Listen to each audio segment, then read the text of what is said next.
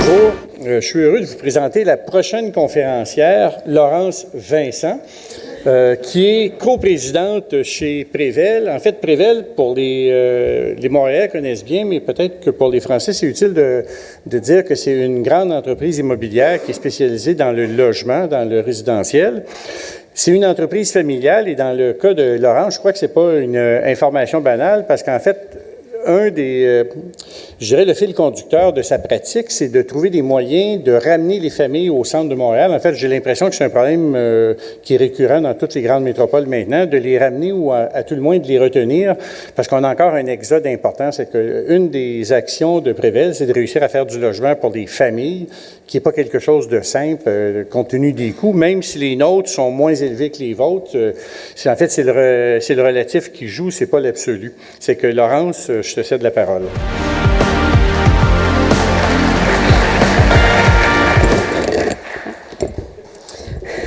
Je suis une petite personne.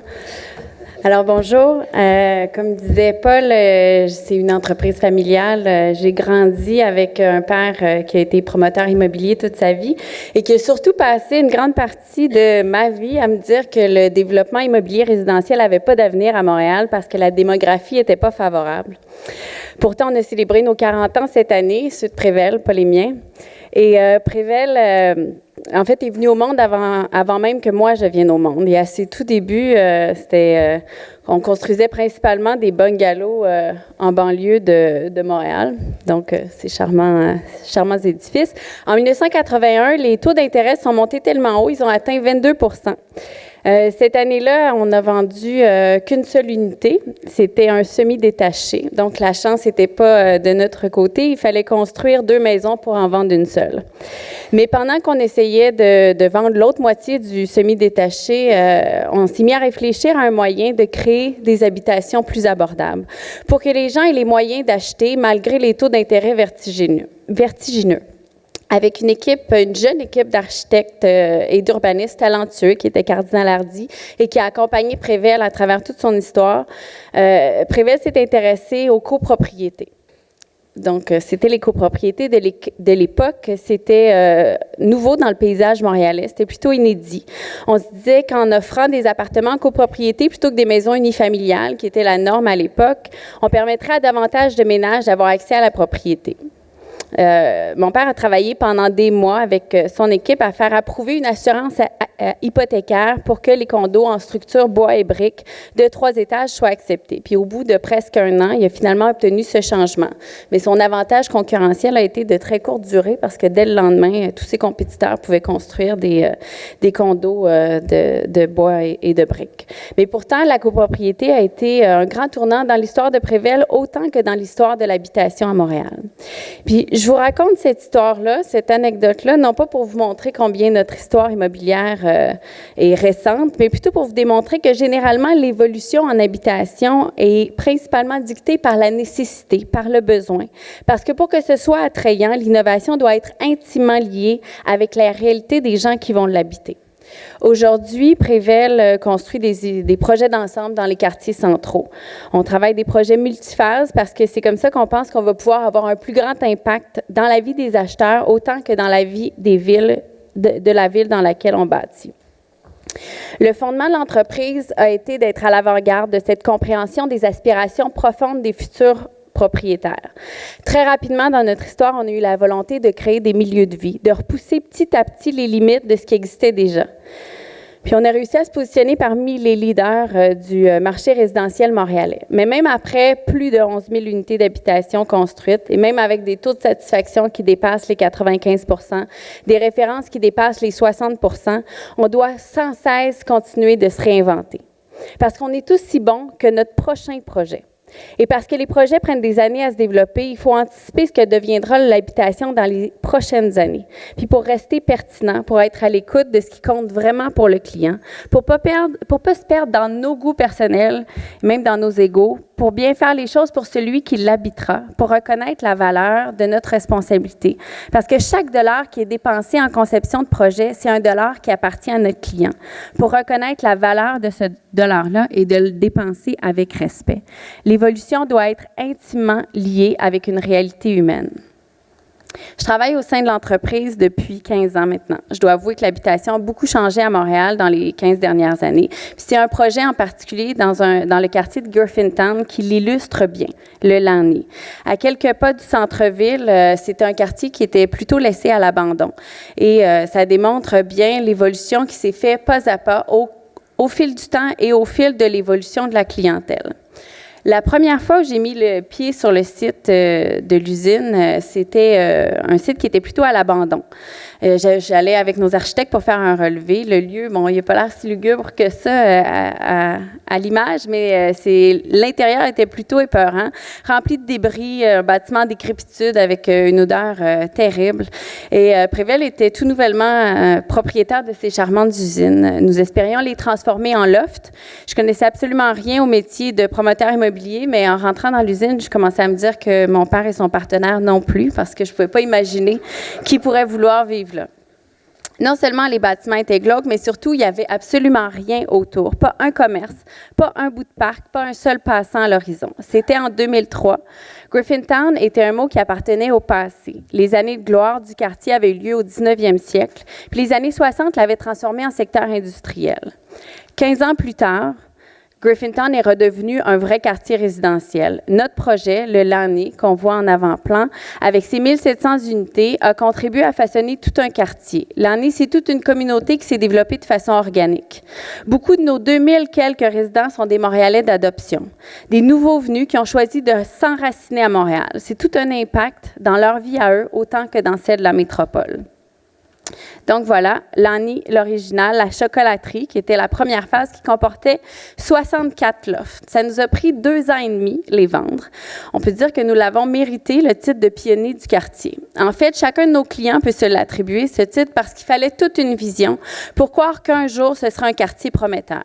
Même si on répétait sans arrêt qu'on était à un jet de pierre du centre-ville, c'était seulement les plus marginaux, les plus urbains, les plus montréalais dans l'âme qui se laissaient accrocher. Pourtant, le Lani avait tout pour plaire, des lofts avec des belles poutres en bois, des murs de briques, des hauts plafonds et une superbe vue parce qu'il n'y avait absolument rien à des kilomètres à la ronde. Avec ce contexte-là en tête, on a décidé d'amener un concept qui n'était pas très commun à Montréal à l'époque, qui était des espaces communs. Nous avons déjà fait des terrasses avec des piscines, des barbecues sur les toits et nous avions compris que le lieu était simplement une excuse pour permettre aux gens de se rencontrer entre eux. Nous avons voulu étirer le temps utile de la terrasse, donc nous avons voulu créer un espace intérieur à proximité. Ça faisait à peine 60 mètres carrés. Il y avait il y avait un foyer, 2-3 fauteuils. Nous voulions lui donner un petit côté chaleureux, donc on a ajouté un pot avec des branches dedans. Et nous avons appelé ce lieu un chalet urbain. Et c'est là que nous avons compris toute l'importance de créer des lieux rassembleurs parce que la magie a opéré. Entre les propriétaires des 64 unités, quelque chose d'unique s'est passé.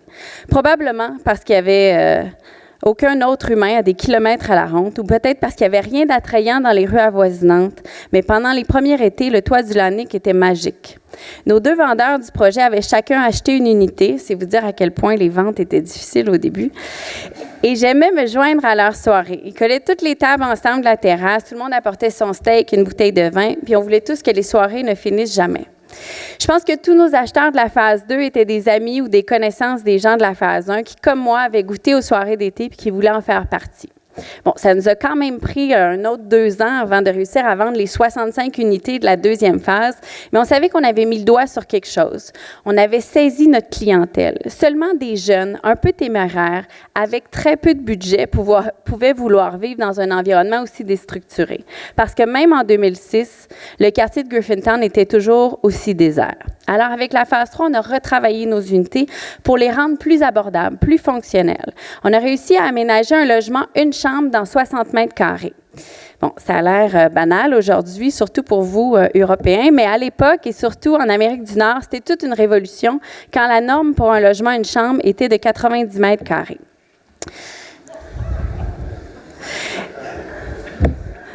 Ça fait pas si longtemps.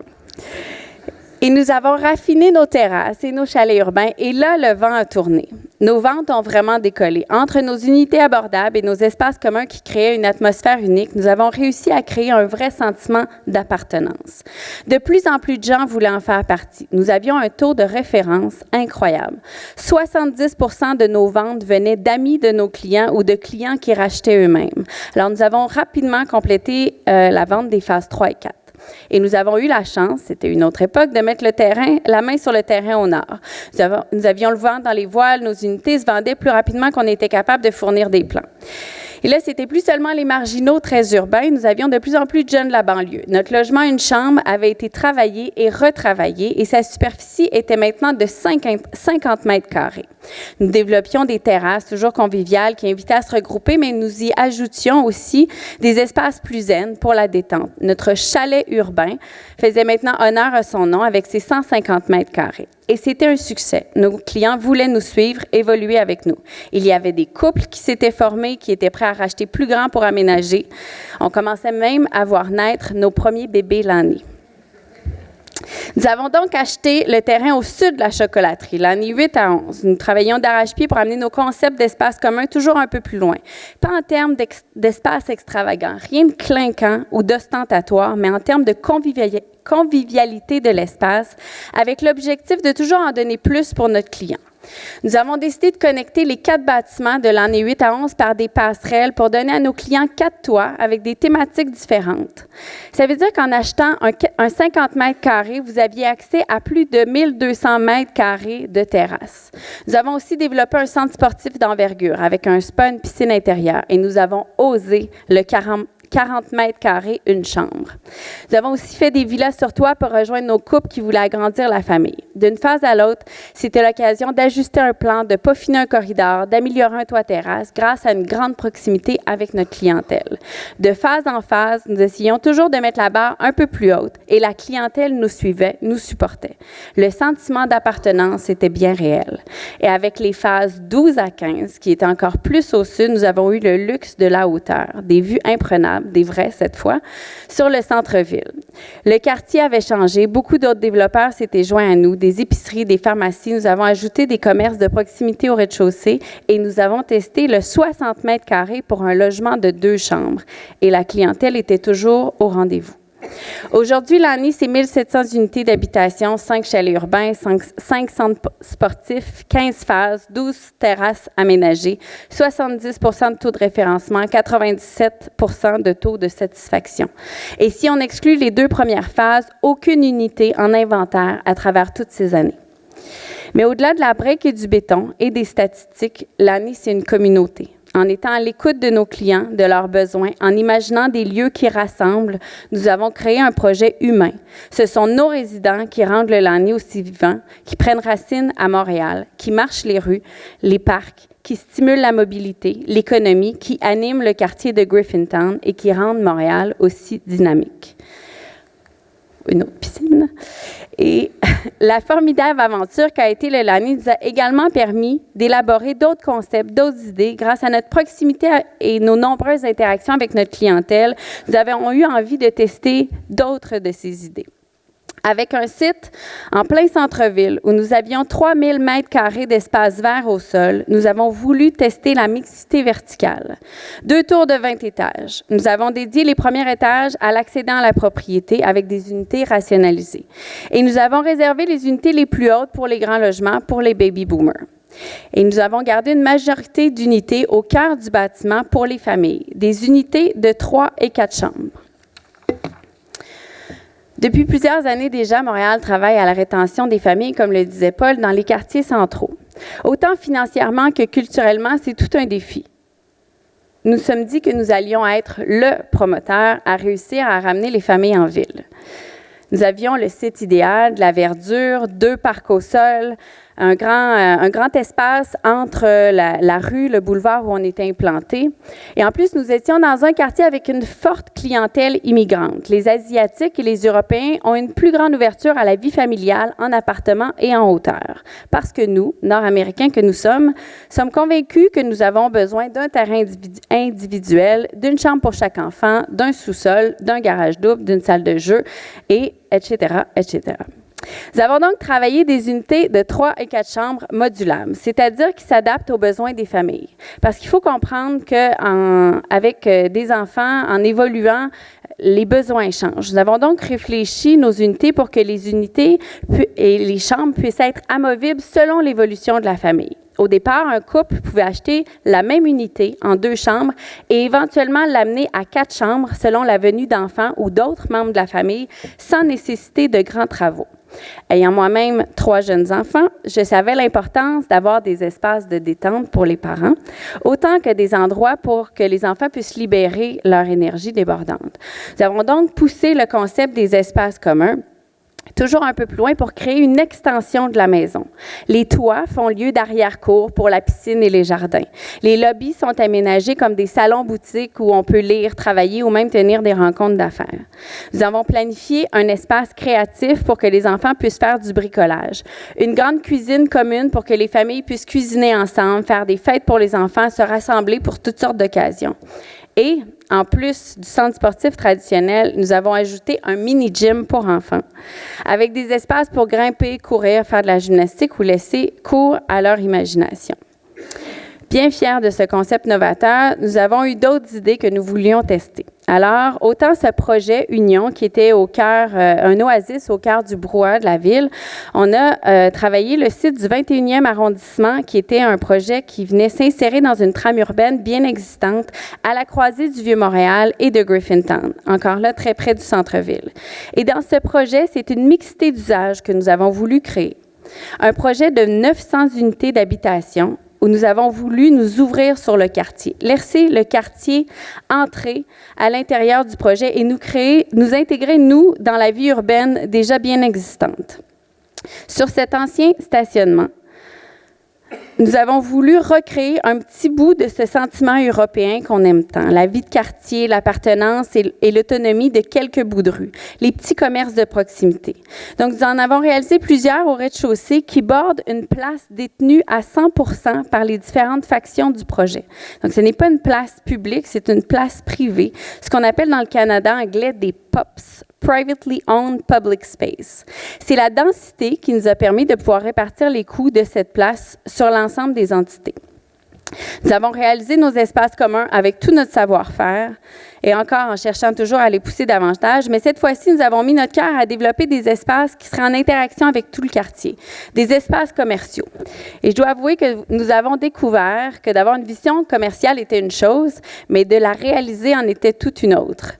Nous avons rencontré des centaines de commerçants pour choisir l'âme de notre petit bistrot de quartier, de notre café, de notre boulangerie et des autres comptoirs culinaires qui viendraient animer notre square central et tout un pan de quartier. Et bien que la construction ne soit complétée qu'à 60%, je pense que nous sommes sur la bonne voie d'accomplir cette vision qui nous était si chère.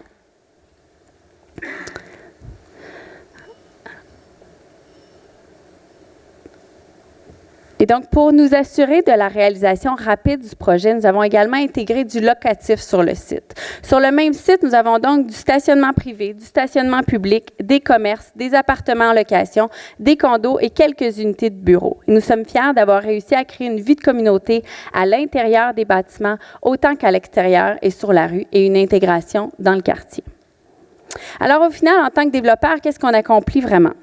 Nous réussissons à transformer des pans de quartier en entier qui redonnent un nouveau souffle à des quartiers déstructurés. Voici 2 autres exemples. Ici, une ancienne usine d'Imperial Tobacco que nous avons convertie en loft. 750 nouvelles unités d'habitation. Le coup d'œil avant, après, en vaut la peine. Et c'est 3 coopératives d'habitation sociale qui ont été construites à même ce projet, avec des espaces communs, toujours avec la recherche de créer un sentiment d'appartenance sur le projet. Sur un autre site, qui était un théâtre laissé à l'abandon trop longtemps malheureusement pour pouvoir le récupérer, sur la rue Sainte-Catherine, qui est une des artères les plus importantes de Montréal, nous avons transformé le lieu et revitalisé la rue avec 500 unités d'habitation et quelques commerces prospères dans cette partie du centre-ville. Alors, qu'est-ce qu'on accomplit? On accomplit la revitalisation de quartier, l'émergence d'une vie de quartier. On contribue au patrimoine architectural de Montréal. Il n'est pas parfait, on voudrait toujours faire mieux, mais on essaie de trouver le meilleur équilibre entre une habitation abordable et une architecture bien intégrée. Par la construction d'unités rationalisées, nous favorisons l'accès à la propriété. Les petites unités qu'il faut apprendre à aimer en Amérique du Nord sont la meilleure façon pour permettre l'accès à la propriété. Nous enracinons des Montréalais jeunes pour qu'un jour ils puissent s'imaginer vivre la vie de famille en ville, en contrant les barrières financières autant que culturelles. Et chaque nouveau développement contribue à la construction de logements sociaux. Mais plus que tout, on façonne des quartiers par la densification. Ce mot qui fait souvent peur, la densification. La quantité de condos qui se construit à Montréal fait souvent peur. Mais pourtant, des condos, ce sont des coopératives de propriétaires. Et ces propriétaires-là, ces humains-là qu'on amène dans la ville, c'est ça qui crée de la vie, qui crée de l'animation. Plus une ville est dense, plus il y a d'habitants qui circulent, plus la ville devient attrayante, sécuritaire. Parce que, soudainement, la ville peut se permettre plus de services, plus de commerce, plus d'éléments culturels. Et c'est en amenant des humains dans une ville qu'on peut rêver la rendre vibrante. Parce qu'on aura beau faire tout le commerce, tout le bureau, tout le développement économique qu'on veut, s'il n'y a pas d'humains pour habiter la ville, elle est complètement vide de sens. Et c'est par la densification qu'on lutte contre l'étalement urbain. Avec nos projets d'habitation en ville, on amène des citoyens pour qui la voiture n'est pas essentielle, des gens qui marchent pour aller au travail, qui utilisent les transports en commun et qui justifient l'investissement dans de nouveaux transports en commun, qui créent 47 % moins de gaz à effet de serre que leurs compatriotes de la banlieue. La population augmente, c'est inévitable. On dit que dans la région métropolitaine montréalaise, 220 000 ménages sont attendus d'ici 2031. Si nous ne voulons pas favoriser l'étalement urbain, nous devons apprendre à aimer la densité. Un des plus grands freins à l'évolution de l'habitation aujourd'hui est le désir de statu quo, ce refus, d'une certaine manière, de la métamorphose qui est inévitable. Le changement est difficile, surtout pour ceux qui le subissent. Alors, comment en tant que ville, pouvons-nous développer ce qui est le mieux pour notre société en termes de développement durable, de mobilité durable, de dynamisme des villes et d'animation? Comment convaincre que la densité ne veut pas forcément dire un rejet de l'échelle humaine? L'habitation a toujours été un élément majeur dans la vie des gens, mais elle prend un rôle sociétal de plus en plus important. On nous demande d'amener nos acheteurs à choisir la mobilité durable plutôt que la voiture. On nous demande d'amener les familles à choisir la ville et la hauteur alors qu'elles n'en ont souvent ni les moyens ni les aspirations.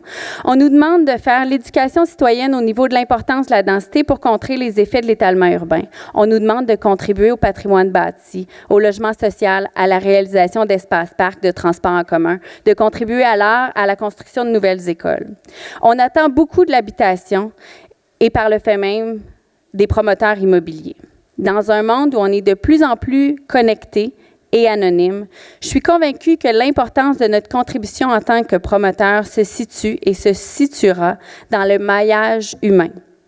Au-delà du construit, nous pouvons favoriser par les lieux la naissance de liens entre les gens. Par un travail de grande qualité, par des lieux chaleureux, nous pouvons inciter les gens à s'attacher à un bout de rue, de quartier, à s'implanter et à ne plus vouloir le quitter, mais aussi à s'attacher les uns aux autres. Je pense qu'en créant des projets de type villages globaux où règne une mixité d'usages, une mixité de démographie et une mixité d'origine, nous pouvons réellement changer la vie des gens qui l'habitent autant que le visage de la ville. Je pense qu'on peut avoir une contribution dans la formation de couples et de familles, dans l'intégration des immigrants dans notre ville, dans l'appropriation d'une ville, dans l'appropriation citoyenne, dans l'incubateur de nouvelles entreprises. C'est l'économiste américain Edward Gleiser qui a le mieux résumé cette vision dans son livre Triumph of the City. Greater density is the goal. More people means more interaction, which means more possibility. We are social species that get smarter by being around other smart people, and that's why city thrives. L'habitation restera toujours un besoin primaire, celui de se loger, d'avoir un toit sous lequel dormir, mais il répond à tant d'autres besoins. celui de se sentir en sécurité, de marcher les rues en toute sécurité, dans l'abondance des habitants, des piétons, qui favorise ce sentiment de sécurité. Celui d'appartenir à un groupe, de développer un sentiment d'appartenance à un milieu de vie, à une ville. Et pourquoi pas celui d'être une source d'accomplissement. Si par les projets concrets, nous donnons envie aux gens de s'impliquer dans leur communauté, de faire une différence dans la vie de leurs voisins autant que dans celle du quartier, peut-on vraiment avoir cette influence? Peut-on être des catalyseurs d'une force humaine impliquée et créatrice qui ne demande qu'à être encouragée? On ne demande qu'à tisser des regards, comme disait M. Desvert, tisser entre les démographies, les origines et les usages. Montréal est une ville magnifique. Je ne suis pas objective, je suis amoureuse de ma ville. C'est une ville sécuritaire, abordable, vivante, imparfaite, authentique, numéro 1 pour les étudiants et les universités et dernièrement, symbole de la nouvelle économie de l'intelligence artificielle. Nous créons de l'emploi comme jamais. Nous sommes dans une position extrêmement enviable. À l'heure où la qualité de vie est devenue une donnée fondamentale, où de plus en plus de nos contemporains la recherchent, où l'on documente de mieux en mieux l'importance des interactions humaines, où la création d'un environnement favorisant les rencontres et les échanges est de plus en plus valorisée, il faut savoir reconnaître le rôle que l'immobilier résidentiel peut jouer. Et c'est ça la grande métamorphose, apprendre à aimer le développement immobilier, le changement et la métamorphose. Parce qu'au-delà des mètres carrés qui changent, au-delà de la hauteur qui augmente, un chez-soi sera toujours le lieu le plus important pour chacun d'entre nous. S'il pouvait en plus être un moteur de changement pour briser l'isolement et pour le désir de contribuer, peut-être regarderait-on les promoteurs immobiliers avec un autre regard. Merci. Merci Laurence. Enfin, vous comprenez maintenant pourquoi on nous demande toujours à Cédric et Sandra pourquoi on va à Montréal. C'est vrai que, enfin, pour nous, il y a une espèce comme ça de vent intellectuel vraiment intéressant, justement sur la pratique des espaces communs où on se bat avec certains promoteurs pour montrer que non seulement ça a un impact, c'est jouable, c'est financièrement viable et c'est marrant parce que vous avez vu, ils sont énormes, hein, leurs espaces, ils sont je dirais luxueux, pour du logement abordable. Et c'est pour ça qu'en fait, il faut comprendre que c'est d'autres mécanismes qui sont mis en jeu pour y arriver. Et en fait, il faut tout démonter pour savoir pourquoi eux y arrivent. Nous, on y arrive plus difficilement, et puis nous, on en arrive mieux dans d'autres domaines. Voilà. Et donc, l'idée, en fait, de ces entretiens, c'est aussi de croiser ces visions pour essayer de voir comment on pourrait avoir des expériences communes, partagées, pour pouvoir tout le monde y arriver, quoi. Ce que je vous propose, c'est qu'on va maintenant passer un moment du repas et on se retrouve donc à 14h ici. Donc il y a un lunch qui est prévu à côté. Et puis je viens simplement aussi oui, j'ai oublié en fait ce matin d'annoncer quelque chose, je pensais le faire finalement, mais c'est que théoriquement j'aurais dû co-organiser aussi avec Luc Gagnon, qui est avec Paul et Arnold. Luc est à la ville de Montréal et en fait il a été retenu par la mairesse et donc 2 jours avant il a fallu qu'il nous annonçait qu'il ne pourrait pas venir. Et donc voilà, mais je tiens beaucoup à le féliciter pour le boulot qu'on a eu ensemble et pour l'amitié qu'on a avec Sandra et Cédric pour Luc, parce que c'est quelqu'un qui compte beaucoup et qui a permis vraiment ces journées-là. Voilà, puis on se retrouve pour le repas. Merci.